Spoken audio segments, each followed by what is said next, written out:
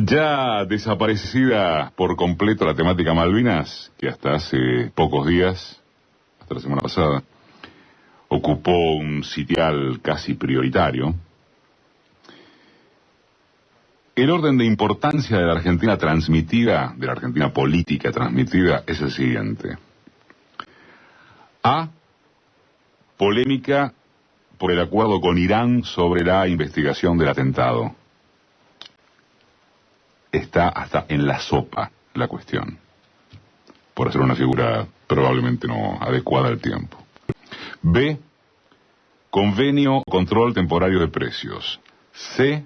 Marcha de las paritarias. D. Bien por último, la desembocadura en un año electoral, probablemente decisivo, en torno de la consolidación o no del modelo vigente.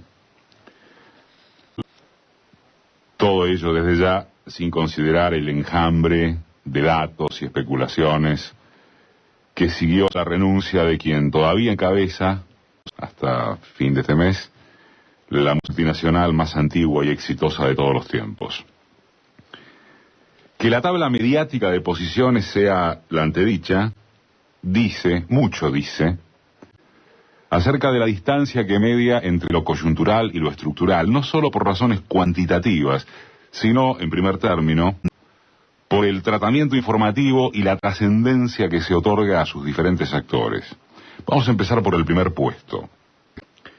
Cualquiera fuere la opinión que se tenga sobre el acuerdo judicial con Irán, polémica, en política, significa la presencia de protagonistas más o menos parejos en cuanto a volumen institucional, y que dispongan de cierta solvencia en sus argumentos, aunque esto, relativamente, ya se presta a la subjetividad. Las cúpulas de dos organizaciones, solo dos organizaciones de la comunidad judía, Daya y Amia, y recién al cabo de varias marchas y contramarchas iniciales,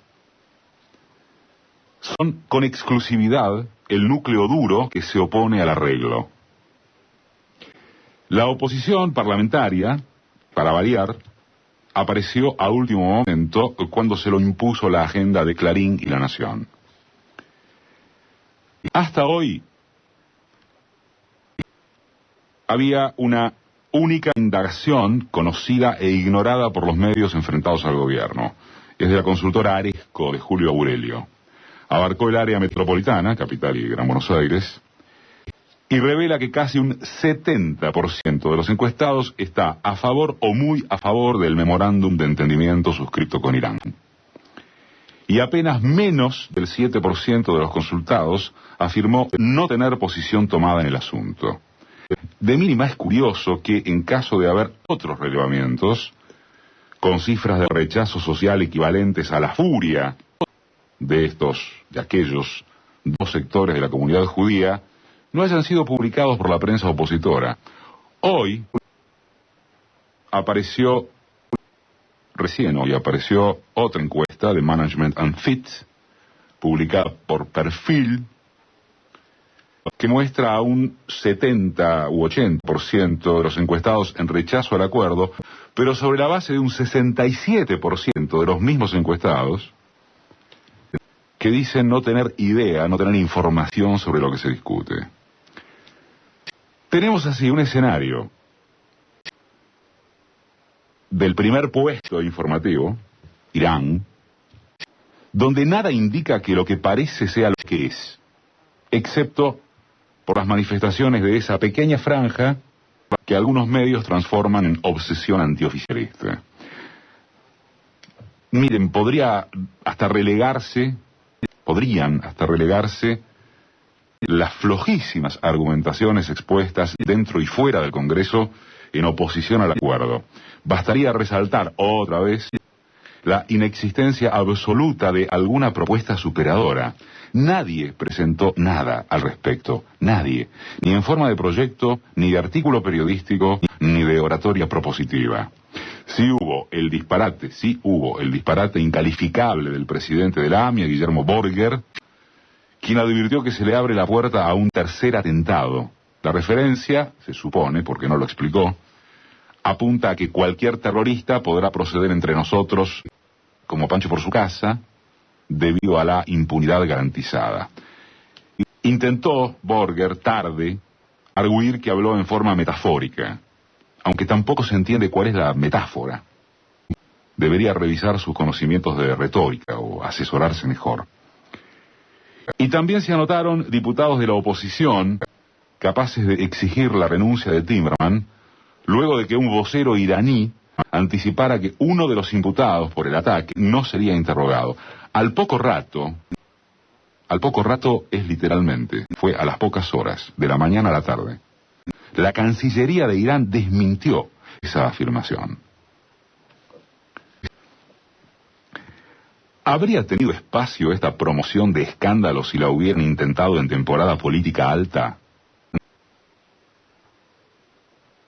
O si no rigiera la necesidad de acribillar al oficialismo como sea. Está bien. Son preguntas contrafácticas de respuesta ciertamente inducida. Pero las avalan demasiados antecedentes acerca del sitio que ocupan materias, temas, cuya rimbombancia, cuya espectacularidad no tiene cabida si gobiernan debates más profundos, más interesantes, o sencillamente más serios. Lo señalado, lo que acabamos de señalar, en tanto no hondura de discusión, alcanza al resto de las tramas. La firma del arreglo con algunas cadenas comerciales a fin de congelar precios durante 60 días sigue sin ser atravesada por el señalamiento de quienes los forman a los precios en sus primeras etapas. En la semana, de manera obviamente aislada, los dispuestos a no vivir en una cubetera argumental o en el razonamiento que les conviene a sus intereses, pudieron descubrir o ratificar datos imprescindibles. Uno de ellos es que la Coordinadora de Productores Alimenticios no adhirió al acuerdo de precios. La COPAL, esa es la sigla, COPAL, agrupa a las principales empresas de alimentación, con 34 cámaras que representan a más de 2.000 empresas fuertemente concentradas en la producción de carne vacuna, aviar, de cerdo y pescado, leche, frutas, salsas, infusiones, pastas, galletitas, golosinas, bebidas, azúcar, sal, especias y legumbres. Tal lo subrayado en su nota por el colega Javier Levkovich en página de anteayer, el sector produce casi el 5% del Producto Bruto Interno, del peso de la economía, y el 25% del manufacturero.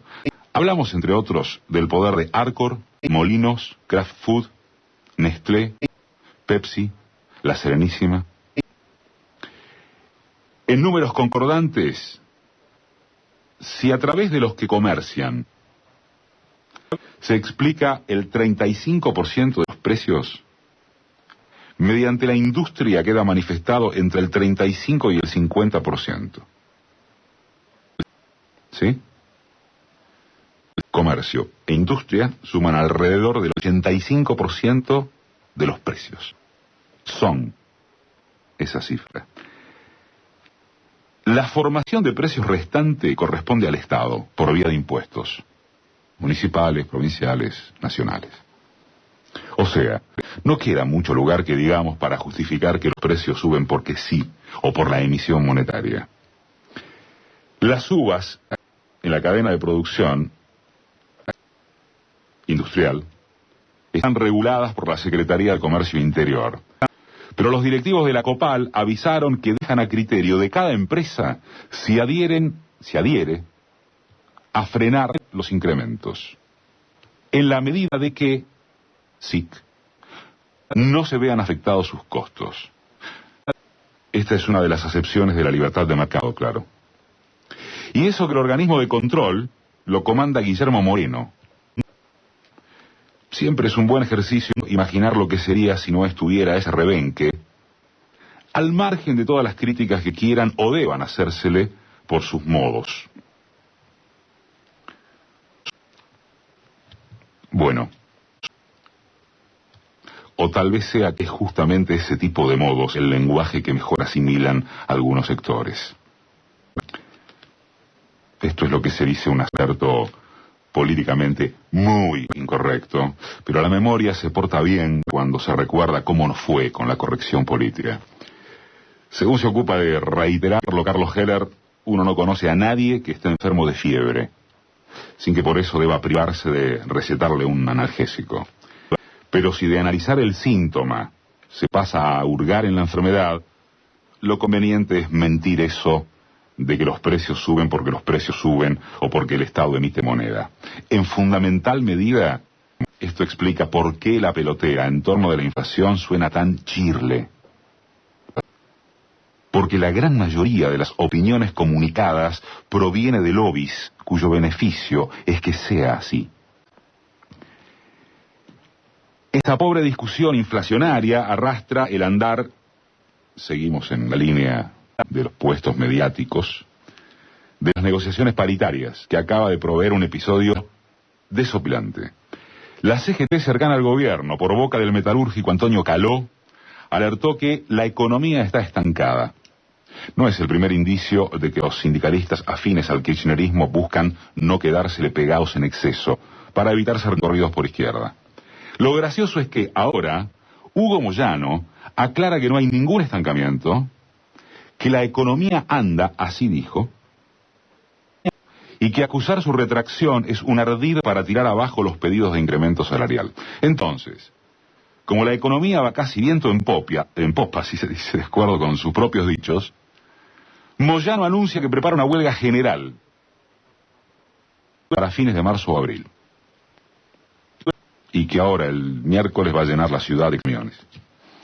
Podría caberle al camionero la excusa de que persigue una más justa distribución de la riqueza por parte de esa economía propicia, si no fuera porque se acordó de tal cosa cuando sus muchachos quedaron afuera de las repartijas electorales. Antes de eso, apenas hace más de un año, continuamos en Moyano Dixit, este era el gobierno más progresista que conoció el país después de Perón. Apartado el juego de chicanas, la resultante de base es que en ese país se discute por los montos de aumentos salariales o del mínimo no imponible. Y ya no por el desempleo ni la estabilidad de las fuentes de trabajo. La calidad de esos puestos laborales o la situación de quienes sobreviven negreados o en la economía informal jamás fue preocupación de la CGT, ahora opositora. El conjunto de este panorama político noticioso, no de esto último, el total, salvo por las denuncias de corrupción oficial que día tras día inundan la prensa en la dictadura acá, encuentra la oposición en su persistencia de no tener nada valioso que decir ni proponer. Lo aburrido no es decirlo, que también, sino constatarlo. El miércoles pasado, el diputado Francisco de Narváez, a punto de constituirse en monobloque tras la fuga de 14 de sus 19 parlamentarios, publicó una solicitada a toda página en Clarín, La Nación y El Cronista, en violenta contra de Cristina y a favor de la felicidad. Con una fraseología de escuela primaria, empardable con composición tema la vaca, planteó en título y desarrollo que la opción es ella o vos. Que ni siquiera se haya animado a establecer un nosotros, es decir, un ellos como referencia de alternativa política mejor, habla de una ausencia pavorosa de autoestima, producto de un vacío que excede a su otrora utopía del quereme querete alica alicate, para abarcar a la totalidad del renglón opositor. Así, el escandalete novelado del acuerdo con Irán ocupa el primer puesto, los precios el intermedio y las opciones políticas generales el último.